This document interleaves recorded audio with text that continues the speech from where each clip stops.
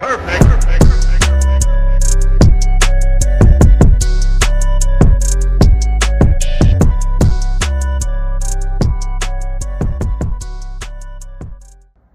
what's good YouTube? It's your boy Truth here. So in this video, I'm going to be talking about an event that landed me in prison for 13 and a half years. But before I do, I would like to ask you guys to please hit the like button so that way this video can grow and get to other people out there on YouTube. And then also do me a favor, hit the subscribe button and then turn on your notification bell so that way you guys get notified every time I upload a new video. So on December 23rd of 2005, I was 19 years old. I ended up getting a phone call from an ex-girlfriend of mine saying that she really wanted to go to a house party and go hang out with a group of individuals that I had no idea at the time who they were. While she was crying to me on the phone, I decided to say, hey, look, calm down, relax, just chill. Why don't you come over here? I'll get a case of beer and we could rent a movie and we could kick it for the night. Just chill. I cheered her up in a way. She thought that it was a good idea, so she ended up saying, yeah, I'll do that. So I was like, all right, cool. I said, look, I'm going to take a nap. I'm going to pass out for a little bit. I'll give you a call back in a half hour. She said, okay. So we got off the phone with each other. I ended up falling asleep, but when I had woke up from my nap, my mom was getting ready to go to the liquor store. Now, to remind you guys, this is December 23rd of 2005. It's going into December 24th, which is Christmas Eve. Everybody at this time is drinking for Christmas Eve celebration. Well, I asked my mom, I said, hey mom, can you stop at not at the liquor store, but at the store and grab me a case of beer and a pack of cigarettes? She said, yeah, I can do that for you. So I gave her the money and then she took off. She got back and then I started drinking a couple beers and listening to some music, just bumping. And then shortly after, my ex-girlfriend's aunt showed up to my house. This aunt, her name is Brandy. Brandy at the time was dating my uncle, which was in prison at the time. Brandy had brought her friend Aubrey and her friend, or Aubrey's boyfriend Aaron, over to my house to drink. While they came over, I was pretty cool with Aaron at the time. And he always showed me much respect.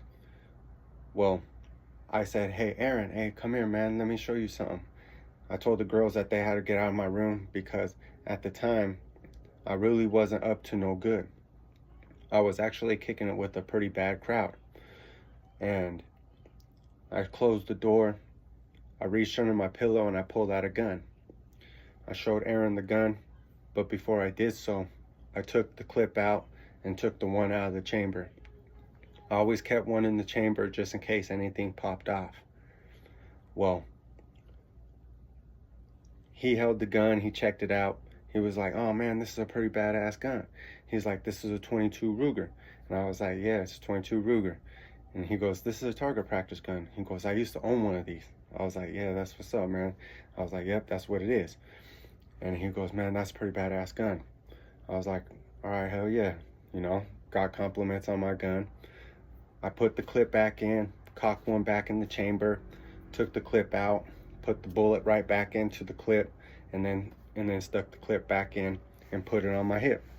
That's where I carried my strap. Well, anyways, I also showed him this computer that I had gotten at the time as well, and this was right before iPods had come out, so technology was kind of expanding at the time. He thought that was pretty cool. Well, we ended up deciding to go into the living room where everybody was drinking. So I had went in there and I had asked Brandy, I said, hey, do you know where your niece is at? She said, yeah, I just dropped them off. So she just basically dropped off her sister, which is, her name's Jessica, and my ex at this house party. I had thought to myself, like, dang, man, this girl just got done crying to me, telling me that she wanted to go to this party. And I consoled her and told her that she was more than welcome to come over to my place and come hang out. But she decided to dog me and go to this house party. Anyways, I ended up calling Jessica's phone and asking Jessica, like, hey, is my ex with you? And she was like, yeah. So she gives her the phone, and I was like, hey, man, what's up? She goes, oh, I'm over here at this house party. I was like, see, man, that's why I broke up with you, because you was always doing some stupid ass shit like this. She would always do some foul ass shit like that, always go kick it with other guys at the time. I was real young, just really not level-headed or anything like that. Just knucklehead, pretty much. I told her, I was like, man, I was like, that's fucked up. You're just gonna dog me, right? She was like, well, why don't you just come over here to this party? I was like, how the fuck am I supposed to get over there? I was like, I don't got a car. She goes, why don't you just walk over here? I was like, where's it at? She goes, it's just right down the street from your house. She told me the location. In my mind, it literally was like 2 minutes away. So I was like, all right, cool. I'll be over there in a minute. So I ended up finished getting dressed. At the time, I put on all black clothes from head to toe. Black leather jacket, black windbreakers, black slip-on slippers. The only thing that was off about the whole thing was I was wearing white gloves. Anyways, so I ended up shotgunning a beer after I hung up the phone with her, and I went into the living room where everybody else was drinking. And I asked Brandy, I said, hey man, where's these apartments at? She goes, oh, just go to the very back, you'll find them. I was like, all right, cool. I didn't tell anybody that I was leaving, anything like that. I just ended up bouncing out. I didn't tell my mom, nobody.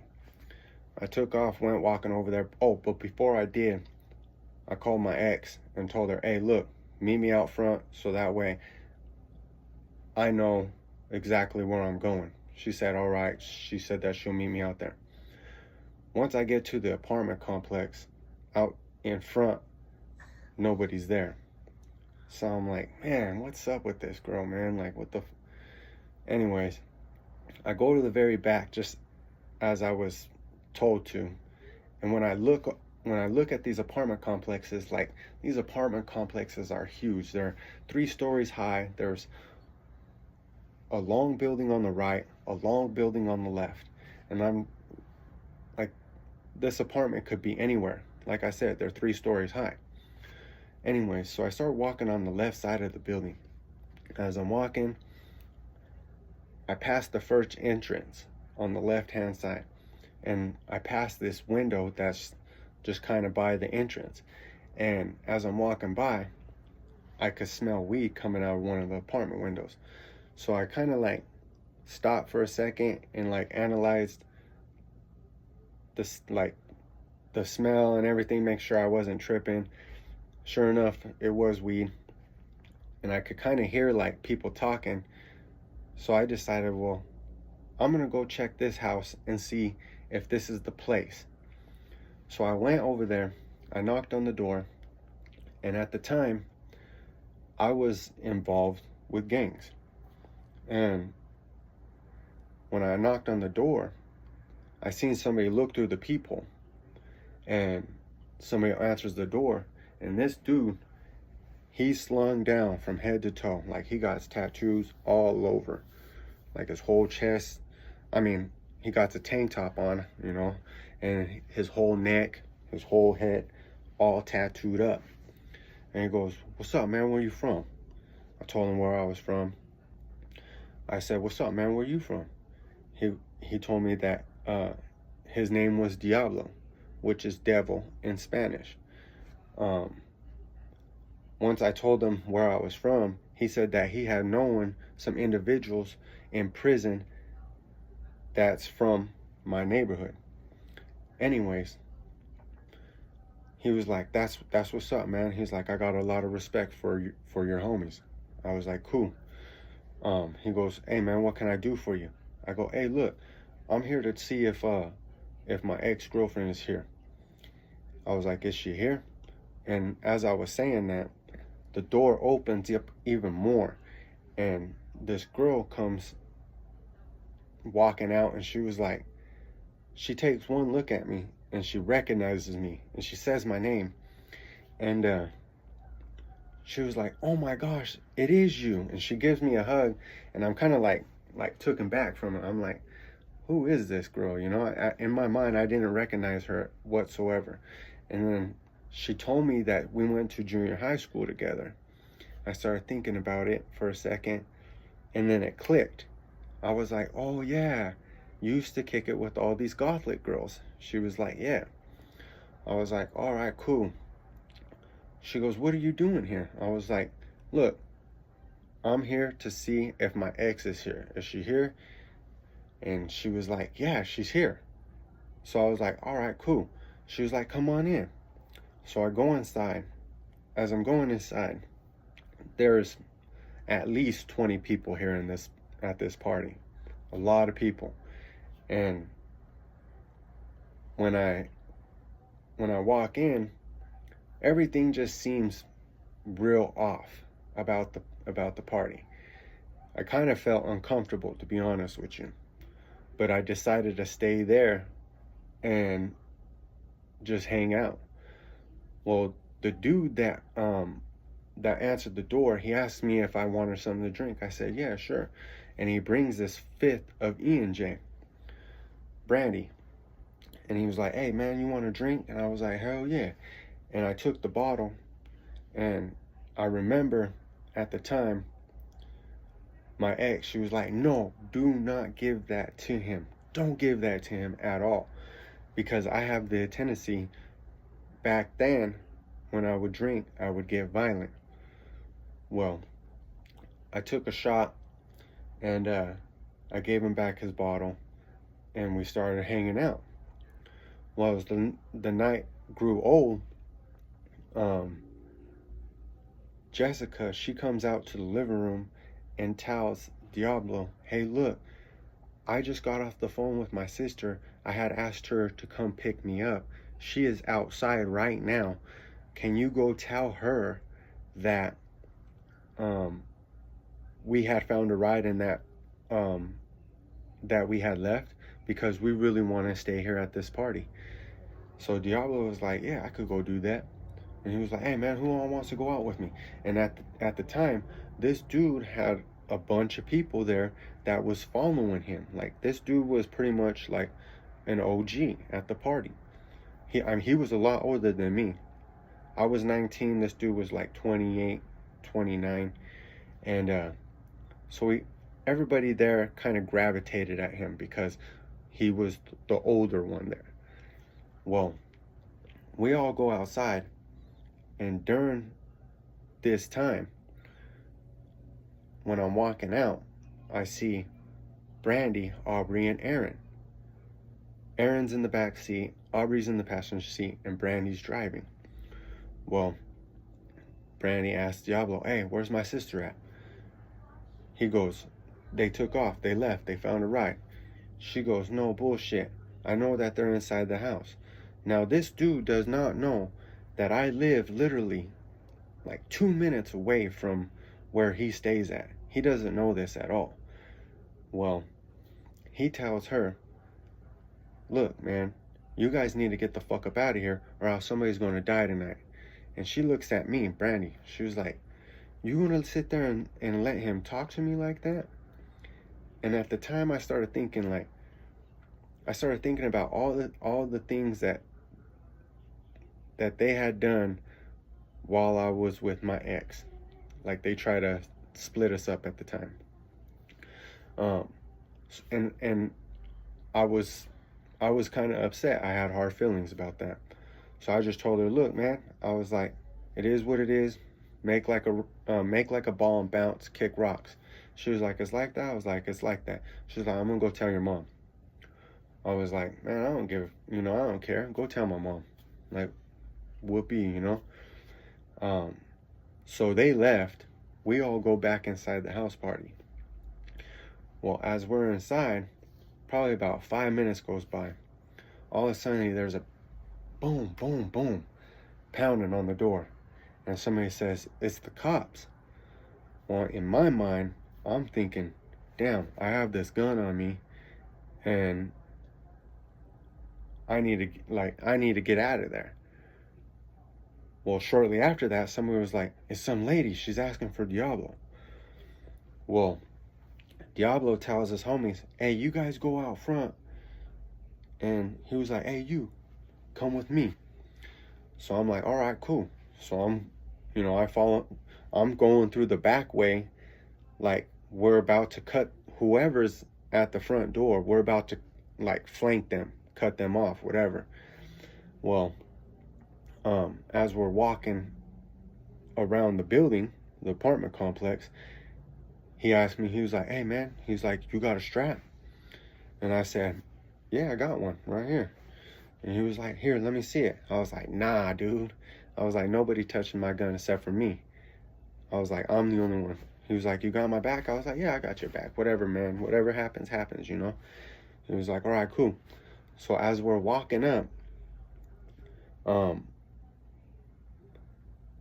I realized that it's my mom. It's my mom that was pounding on the door. And my mom, she was pretty heated at the situation because she was told that the girls were being held against their own will and that there was a lot of guys at the house party and that they could possibly be getting raped at the house. And I wasn't doing anything about that. This is the information that my mom was given. So she was going there strictly to get the girls out of the house and make sure that they were safe. Well, she's asking, who's Diablo? Who's Diablo? And Diablo comes up. He was like, right here, what's up? And he was like, my mom was like, you need to go get those girls out of the house. Well, Diablo's girl didn't like the way my mom was talking to him. Right then and there, a fist fight had broke out between my mom and that girl. That girl literally just started swinging at my mom. So my mom's over there just fighting. Boom, boom, boom. Fighting this girl. Out of nowhere, this dude, Diablo, just came. Boom. Cracks my mom. Drops her. She drops. Boom. Hits the ground. At that moment, everything inside me just went blank. I just reacted. I ended up pulling out that gun. I clicked the safety off and I just fired a couple times. Little did I know, I watched that guy drop. Boom. I looked down at him. Immediately, I knew this guy was gone. Completely. There was no life in him whatsoever. The last thing I remember was looking up and I seen my little brother. My little brother was 15 years old at the time. And he looked at me like, what did you just do? And I was scared. Like, I was completely scared at the time. So I just put the gun in my waistband and I took off running. And once I got to this fence, I pulled the gun back out because I didn't want anybody running up behind me and pulling me down off the fence and start kicking me or anything like that. Once I got to the fence, I pulled the gun out and I turned around and I pointed it. Just make sure that nothing was going to happen to me. Well, I hopped the fence. I ran home. I got home.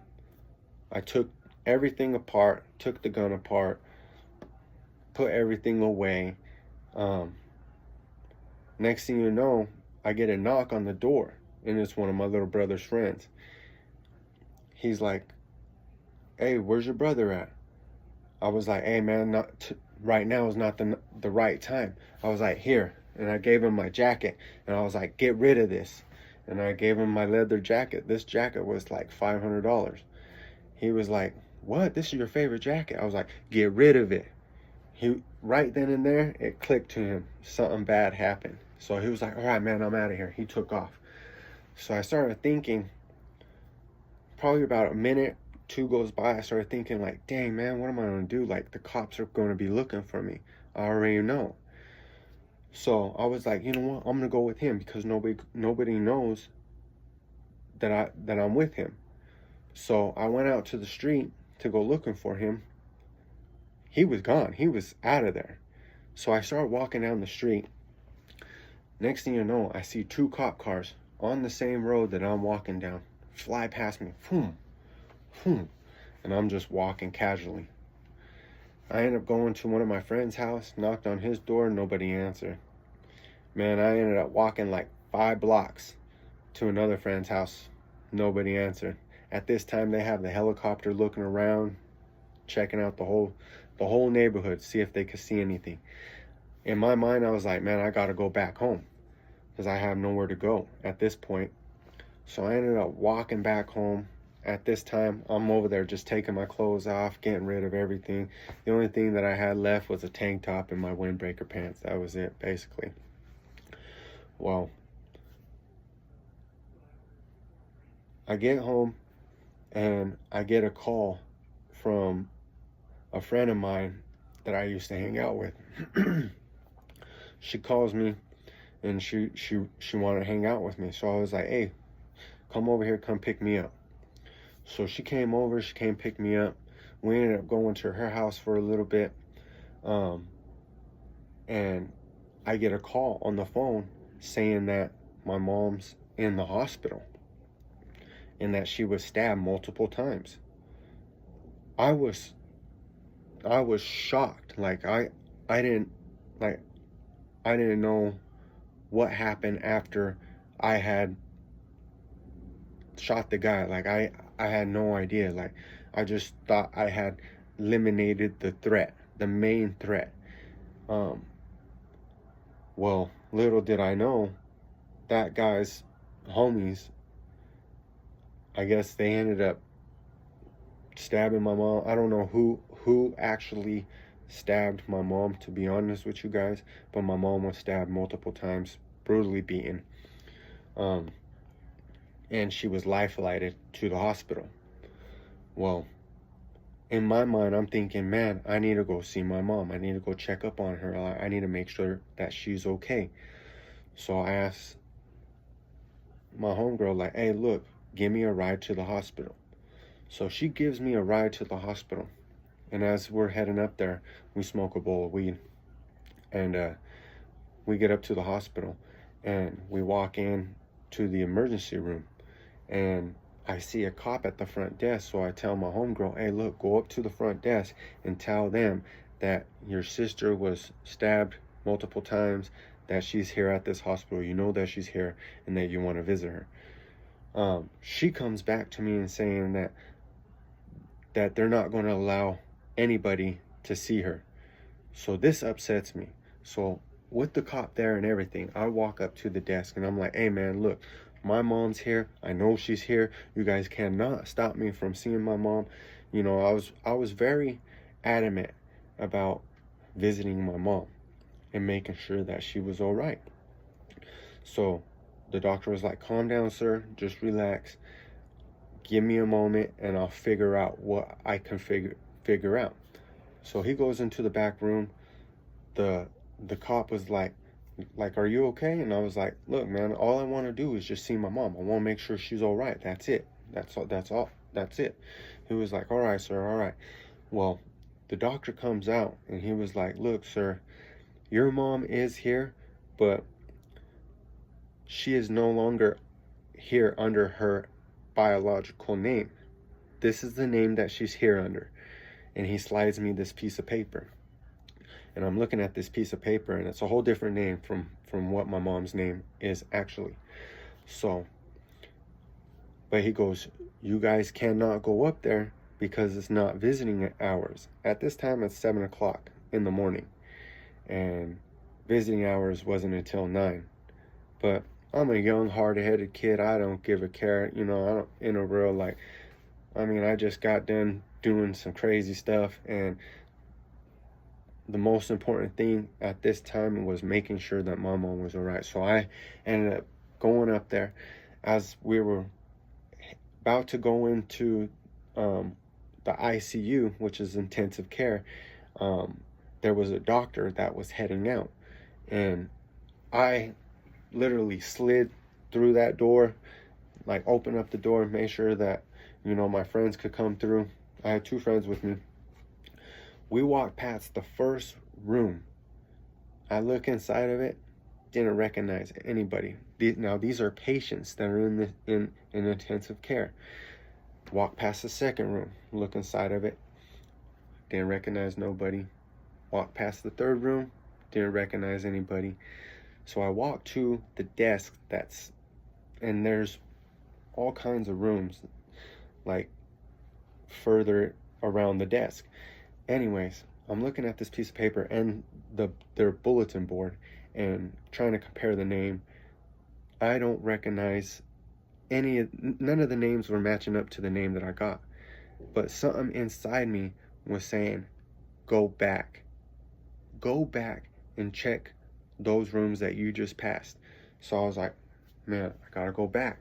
So I turn around and I look in the third room. Nope. Walk past the second room. Nope.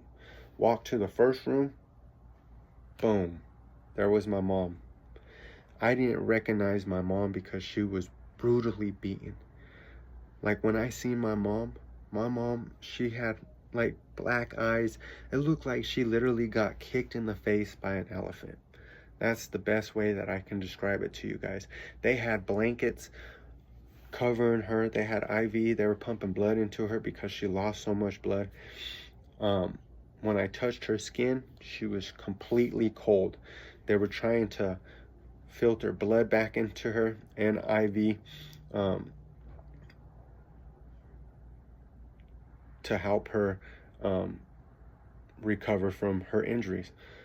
Well, we were probably there maybe about 10 minutes, and then a doctor came in, and she was like, visiting hours ain't right now. And so I was like, look, we're about to leave. I just want to make sure that she's okay. This is my mother. Like, is she gonna pull through? She goes, well, she's in stable condition now. She was in serious condition. I'm gonna tell you this right now, that we're doing everything in our power to make sure that she pulls through. So I'm like, thank you. Well, after we leave the hospital, I tell my mom, look, I'm gonna go grab my brothers. I have two brothers. I'm gonna go grab them, and I'm gonna make sure that they're up here to come see you. So we hop in the car and we're heading back to my house. But as we're getting ready to head, we turn the corner to my house, and I see an unmarked cop car there. And something inside told me that they're there looking for me. And so my heart kind of sunk in my chest. I'm like, dang. So I call the house phone. My brother answers. I'm like, hey, what's up, man? Are the cops there? He was like, yeah. He goes, I go, are they looking for me? He goes, yeah, they are. He goes, all I gotta say is don't come home. I was like, all right, cool. So that let me know that they were looking for me. 2 days later, well, actually that night, I ended up going to a spot where I hid out, and sure enough, I watched the news. They had my face blasted all over the news and what I had did, and they said that I was armed and dangerous. At this point, I had already gotten rid of the firearm. I was no longer a threat to society. I just got rid of it. I didn't want anything more to do with it, but in the police eyes, I was still a threat to society. And knowing that, I knew that it would probably be wise for me to turn myself in. And so, with that being said, I ended up turning myself in 2 days later. And during that time, turning myself in has been a long journey to where I'm at now. And what I wanted to say to you guys is, what would you guys do if you guys were in a situation and your mom was brutally beaten and stabbed? Would you guys protect your mom? Would you guys do whatever you guys had to do to protect your mom? Please leave in the comments what you guys would do.